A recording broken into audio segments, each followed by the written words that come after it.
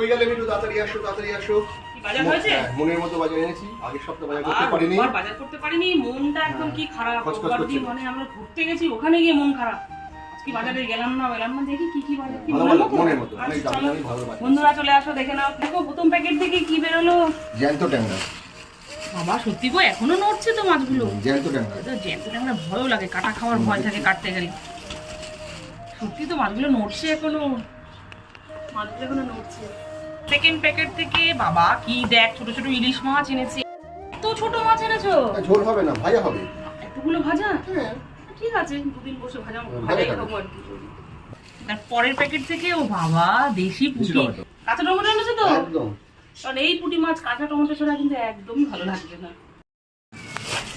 তারপরের প্যাকেট থেকে শোল মাছ, তারপরের প্যাকেট থেকে চিকেন তো আমাদের হয়তো আসতেই হবে সপ্তাহে একটা দিন, কারণ আমার মেয়ে মাছ খুব একটা খেতে চায় না, মেয়ের জন্য, তাই তো?